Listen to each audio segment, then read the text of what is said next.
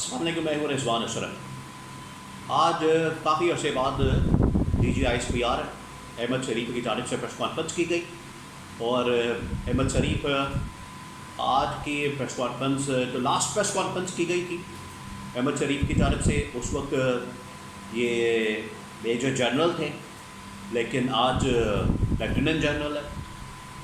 3 star उनके बने हुए थे, 3 स्टार उन्होंने लगाए हुए थे अपनी शर्ट के ऊपर। आज वो मेजर जनरल नहीं है, जो पिछली प्रेस कॉन्फ्रेंस की थी तब वो मेजर जनरल थे, आज वो लेफ्टिनेंट जनरल थे। वो लेफ्टिनेंट जनरल अहमद शरीफ की जानिब से आज इंतहाई अहम तरीन प्रेस कॉन्फ्रेंस की गई।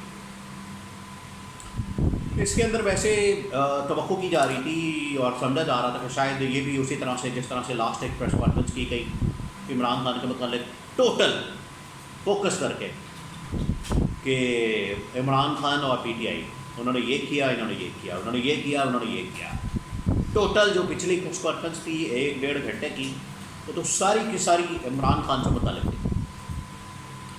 लेकिन कम से कम अब एक पॉलिसी शिफ्ट आया लगता है, एक पॉलिसी शिफ्ट आया। मैं कुछ पॉइंट्स भी आपके सामने रखूँगा क्योंकि कंपैरिजन करना बड़ा ज़रूरी है। अगर आप कंपैरिजन करेंगे तब आपको समझ आएगी कि किस तरीके से जो इनकी पॉलिसी शिफ्ट है, एक पैराडाइम शिफ्ट है, इस्टेब्लिशमेंट के अंदर आया, फौज के अंदर आया। और उन्होंने जो पिछली प्रेस कॉन्फ्रेंस की थी अहमद शरीफ ने, मेजर ये DGISPR लेफ्टिनेंट जनरल अहमद शरीफ, इस मरतबा जो लास्ट प्रेस कॉन्फ्रेंस की थी और इस मरतबा जो प्रेस कॉन्फ्रेंस की है, इसके अंदर कितना फ़र्क आया, कितना मेजर डिफरेंस है, इसके बारे में मैं आपके साथ कुछ अहम तरीन कुछ पॉइंट्स उनकी बेसिस के ऊपर एनालिसिस जो है वो आपके साथ शेयर करता हूँ ताकि आपकी अंडरस्टैंडिंग हो सके आज के हालात के अंदर, आज के मामलात के अंदर फौज जो है वो क्या सोच रही है, इस्टेब्लिशमेंट क्या सोच रही है, आज के हालात वाक़यात, सियासी, मुआशी, सिक्योरिटी, फॉरेन पॉलिसी, डिप्लोमेटिक, उसके मुतालिक। सबसे पहले जो इस बारे में ज़्यादातर जो बात की गई, अभी चंद दिन पहले कोई 3-4 दिन पहले आपको बताया कि बन्नू के अंदर एक वाक़या पेश आया, बड़ा खौफनाक किस्म का, ख़तरनाक किस्म का, और वहाँ पर फायरिंग का तबादला वगैरह हुआ, जहाँ पर काफ़ी शातें वगैरह हुई। असल में ये मामला शुरू होता है एक वाक़े से, बम धमाके से, जिसके अंदर पाकिस्तानी फ़ौज के जो जवान हैं उन्होंने शहादत दी। इसमें कोई शक नहीं है कि जो पाकिस्तान की फ़ौज है, पाकिस्तान के जो जवान हैं, जो आर्मी ऑफिसर्स हैं, वो अपनी शहादतें दे रहे हैं, अपनी कुर्बानियाँ दे रहे हैं इस पाकिस्तान की खातर, इस मुल्क की खातर, इस वतन की खातर शहादतें पेश कर रहे हैं। इसमें तो कोई शक व शुबा नहीं है। और उनकी शहादतों की, उनकी कुर्बानियों की जितनी कदर की जाए और जितना उनको सलाम किया जाए उतना कम है, इसमें तो कोई शक व शुबा नहीं। और पूरी पाकिस्तानी कौम इस मामले के ऊपर कम से कम उनके साथ खड़ी है। जब इस तरह का मामला होता है दहशतगर्दी का, दहशतगर्द हमलों का, खुदकुश हमलों का, दहशतगर्दी के वाक़यात का, तो पाकिस्तान की फ़ौज ने उसका बड़ा ज़बरदस्त मुकाबला किया। और दहशतगर्दों का साथ में जो दुश्मन ममालिक होते हैं उनका जो मुकाबला, जिस तरीके से इंडिया का मुकाबला बड़े ज़बरदस्त तरीके से पाकिस्तान करता है, कोई शक नहीं है कि पाकिस्तान के अंदर सलाहियत, ताकत, जुर्रत, शुजात, हिम्मत, जमामर्दी ज़बरदस्त है। लेकिन जहाँ तक बात आती है कुछ सियासी मामलात के ऊपर और मुल्की मामलात के ऊपर, तो वहाँ पर उनकी जानिब से कुछ बातें की गई। सबसे पहले तो उन्होंने बन्नू वाक़े का जिक्र किया, उसके ऊपर बड़ी डिटेल से बात की। फिर उन्होंने आज़म इस्तेहकाम ऑपरेशन के मतलब कुछ क्लियर किया। और ये कन्फ्यूज़न ज़रूर थी पिछले 1 महीने से पाकिस्तान के अंदर, और उनकी जानिब से कहा गया कि सियासी माफिया जो है, अच्छा ये जो लफ्ज़ उनकी जानिब से इस्तेमाल किया गया कि सियासी जमातों ने इसके ऊपर जो इनकार किया या इसके ऊपर जो बात की, वो सियासी माफिया ANP वालों ने या तहरीक इंसाफ वालों ने या मौलाना फजलुर रहमान ने या किसी और बाकी जमात ने, तो उसको आप सियासी माफिया नहीं कह सकते, तो सियासी जमातें हैं। हाँ, अगर कोई ऐसा दहशतगर्द या कोई दहशतगर्द की जानिब से बात की जाती है तो उसका तो थोड़ा जवाब दिया जा रहा है। लेकिन इन्होंने जो बात की वो तो अपना ओपिनियन दे रहे हैं, अपनी राय दे रहे हैं। तो लेकिन आज बात जो है वो क्लियर होगी, कम से कम आज़म इस्तेहकाम ऑपरेशन से मुतालिक, बन्नू वाक़े से मुतालिक।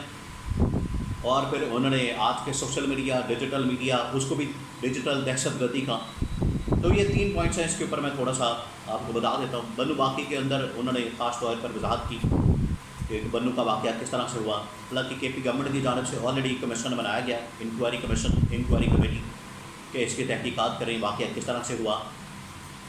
وہاں پر اب اسٹیبلشمنٹ فوج کی جانب سے کہا جا رہا ہے کہ وہاں پر کچھ لوگوں نے حملہ کر دیا تھا، انہوں نے فائرنگ کی، ڈائریکٹ فائرنگ کی.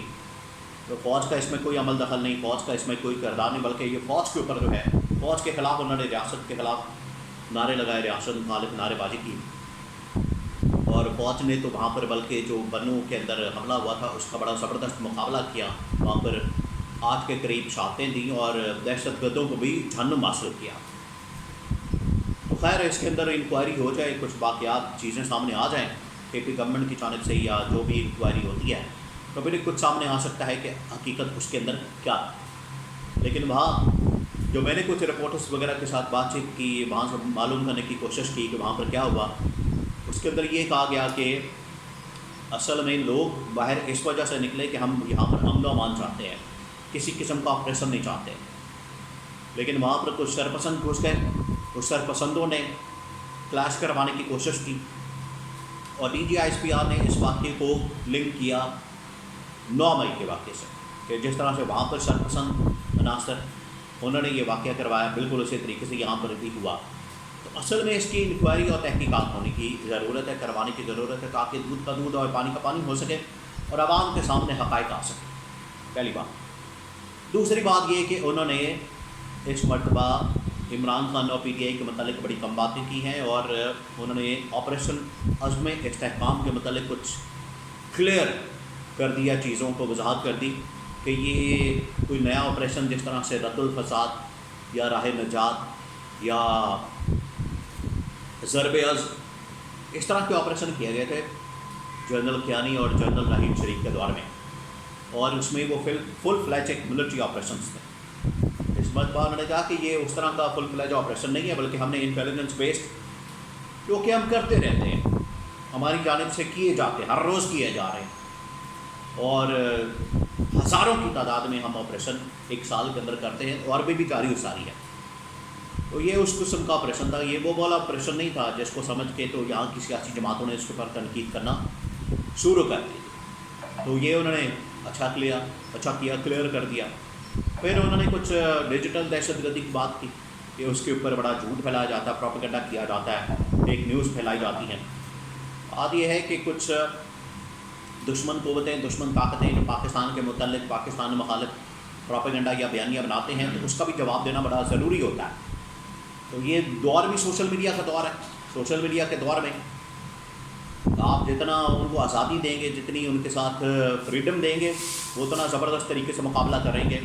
یہ جو دشمن طاقتیں پاکستان کے خلاف پروپیگنڈا کرتی ہیں، اگر پابندیاں لگائیں گے، ان کے اوپر بین لگائیں گے، ریسٹرکشنز لگائیں گے، تو آٹومیٹکلی انویسٹمنٹ اور یہ تمام چیزیں انٹرنیٹ سے جڑی، سوشل میڈیا سے جڑی، وہ کم ہو جائیں گی. تو پابندی اس کا حل نہیں ہے. اس کا حل آٹومیٹکلی چیزیں بہتر ہوتی ہیں.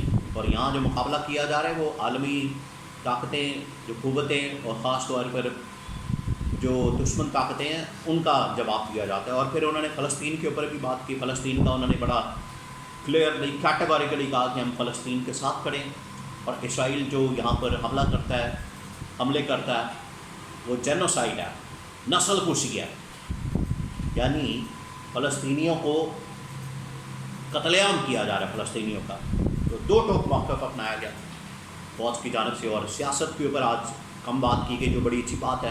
حالانکہ امید کی جا رہی تھی، ایکسپیکٹ کیا جا رہا تھا کہ پاکستان کے اندر جو حالات و واقعات ہیں، گورنمنٹ سے متعلق، پی ٹی آئی سے متعلق، پکڑ دکڑ کے متعلق، اس کے اوپر شاید وہ بات کریں، اور پھر وہی پچھلی پریس کانفرنس کی طرح پوری کی پوری گھنٹہ Imran Khan P T I کے اوپر ہو. لیکن اس مرتبہ یہ تھوڑی سی مختلف تھی، جس سے لگتا ہے کہ ایک پالیسی شفٹ ہے ضرور اسٹیبلشمنٹ کے اندر.